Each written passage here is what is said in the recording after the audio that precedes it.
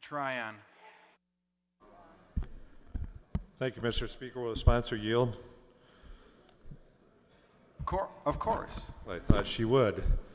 Representative and members of the House, what's happening to the City of Chicago school system isn't unlike what's happening to almost any school district in the state. Rising costs, less coming through the formula for a variety of reasons in many of the suburban districts. So if we were to go back to 2003 when we doubled the poverty grant, it provided about $900 million worth of dollars to poverty-stricken students. Chicago got about $750 million of that. As poverty grew throughout the state, Chicago gets somewhere between $300 and $400 million of that now. We fixed the double whammy. We created the extension limitation ratio, which said schools in tax cap areas got to benefit from the fact that their rate went down, but they couldn't tax at the old rate. That provided money to the City of Chicago and my school district too. Now the actual EAV and the PTEL EAV is closing, costing a loss of funding. I'm dealing with that too.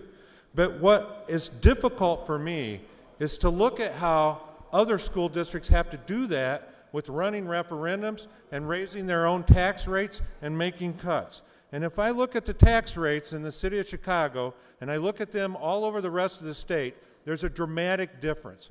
In fact, I started to use a house in Inglewood on Paulina Street, assessed at approximately $117,000. They pay $1,300 in property taxes. If I go to the poorest school district in the state, in East St. Louis, a person that had, we pulled a property tax bill today of a person that had an $18,000 house. They paid $1,000 in property tax. They paid 5.3% of the value of their property in property taxes, while the City of Chicago person paid 1.1%. If I look at the Speaker's house, he lives in a house that's assessed at $262,000, pays $4,000 in property tax, and about $2,000 to his school district. I live in a $209,000 property tax or value house, and I pay $7,500 in taxes and about $5,500 to my school district. That's a substantial difference. But when the school district like CPS has the highest EAV, the lowest tax rate in the state, and gets the most state aid, something's wrong. Because the tax burden isn't something that's being calculated within the rate.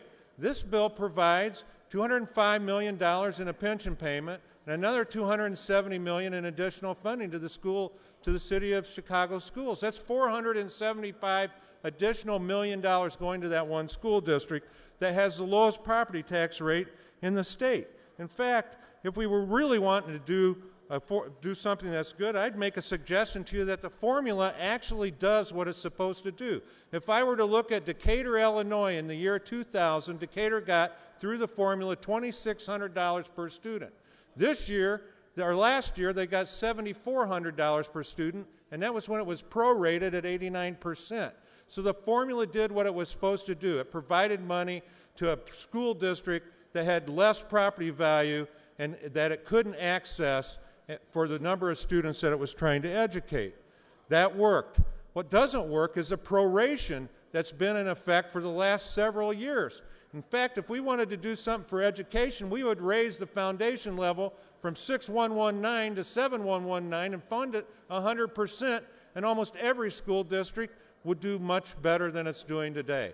And that's the problem.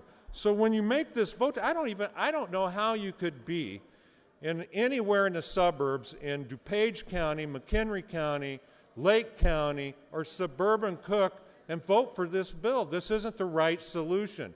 This doesn't work. This isn't a fix to the formula. We're talking about things like evidence-based funding.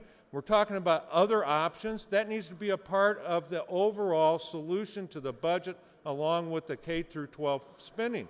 But to continue to provide more money in the form of some kind of grant, some kind of additional poverty money, pension payment, whatever it is, for a school district that's taxing themselves between 1 and 1.5%, when most of the suburbs are between 3.6 and 4, is wrong.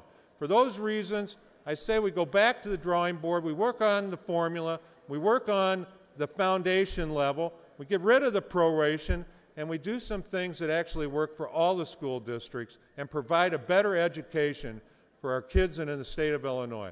So I would urge a no vote. Mr. Morris.